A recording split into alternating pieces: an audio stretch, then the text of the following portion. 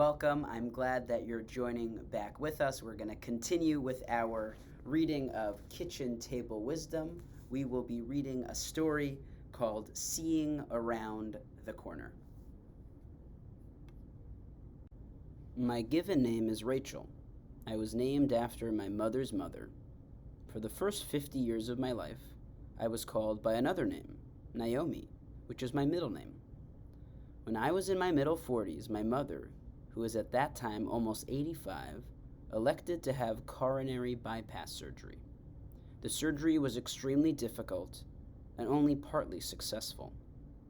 For days, my mother lay with 24 others in the coronary intensive care unit of one of our major hospitals.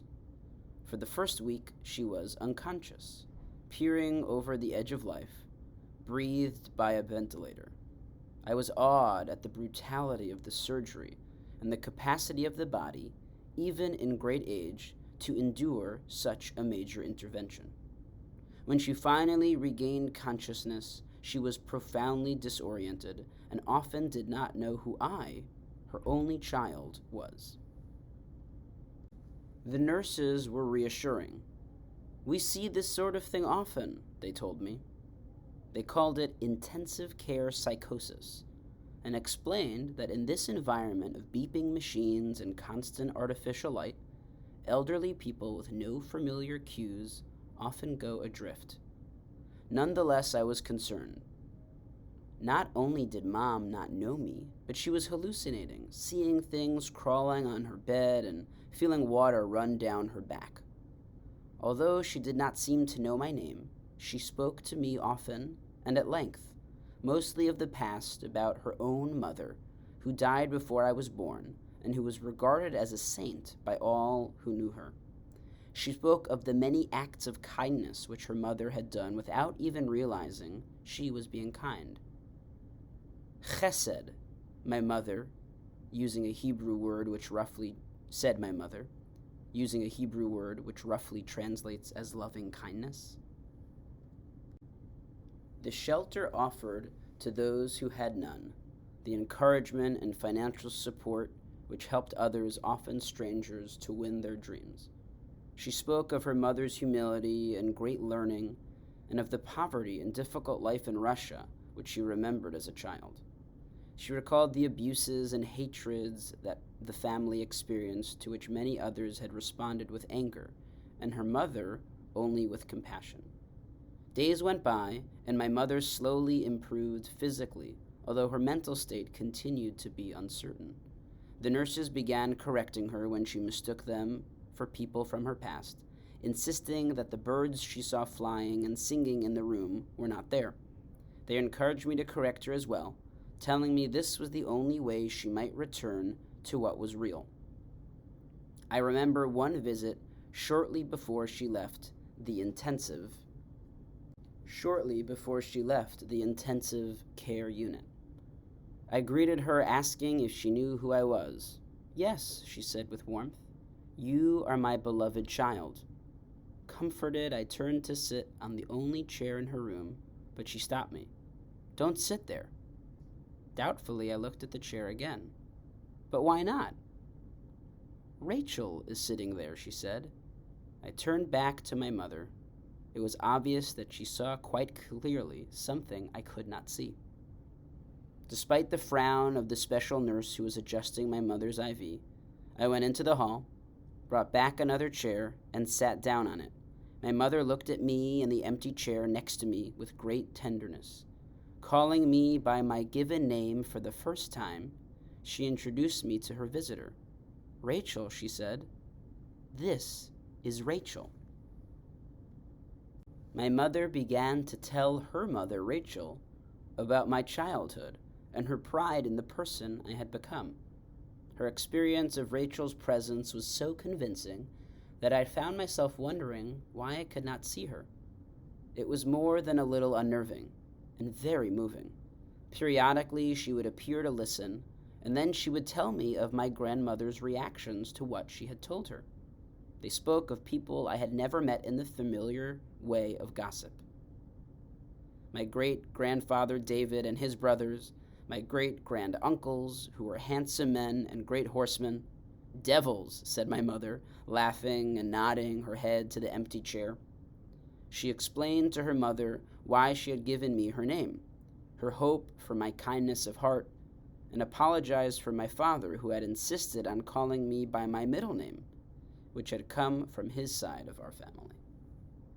Exhausted by all this conversation, my mother lay back on her pillows and closed her eyes briefly.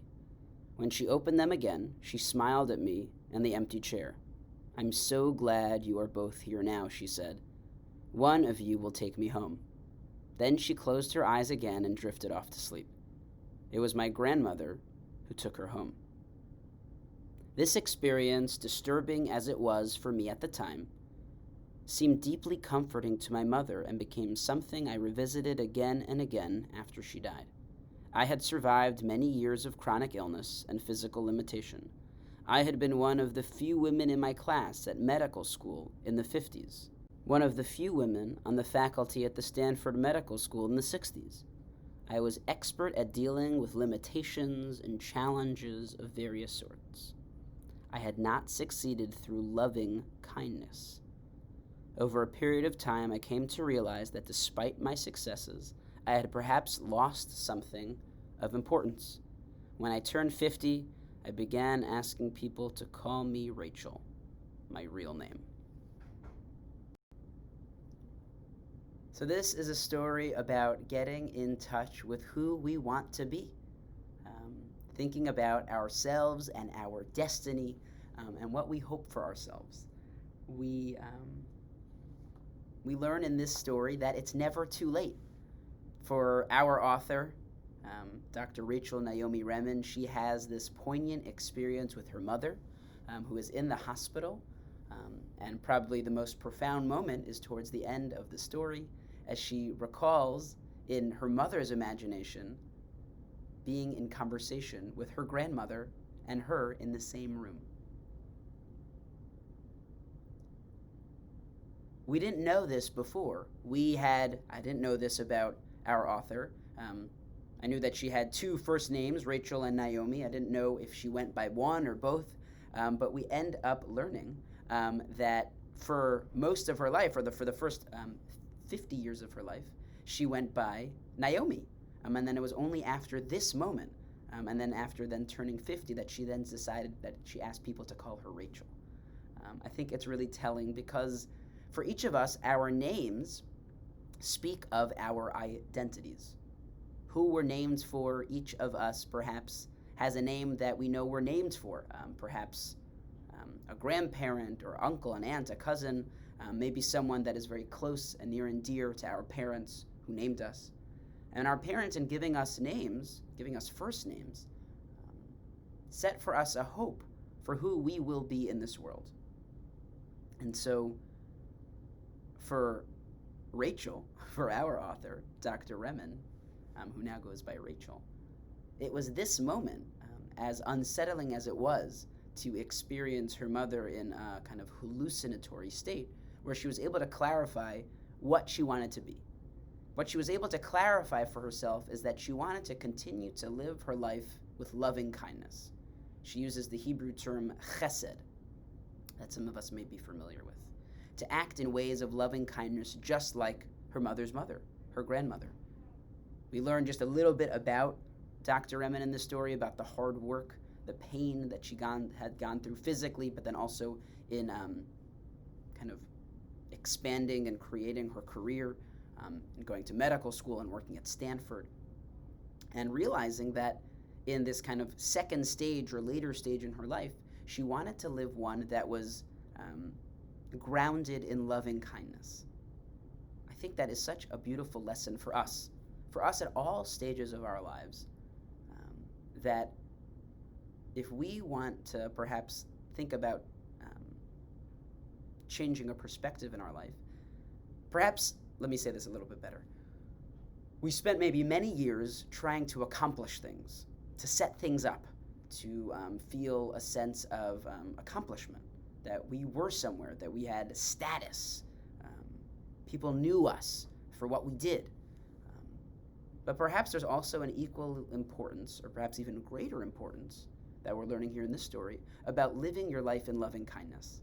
That it's not about the titles or accolades, but it's about how you treat one another. Are you remembered as a person of loving kindness? And so it took for our author, Dr. Remen, Rachel, this strange, unsettling moment where her mother was in an alternate reality for her to realize what the new path was going to be for her in her life. And so my hope for us is that we can find some type of moment, whether that's some type of altered state, altered kind of strange, unsettling experience, perhaps that we've remembered from our lives that kind of set us a course, on a new course, or to think about what are the moments in our lives that changed us, that made us think about where we're going, who do we want to be, what is our name, what is our legacy. So thank you again so much for joining me. I hope you enjoyed our story and our discussion, and I look forward to seeing you soon. Have a great week.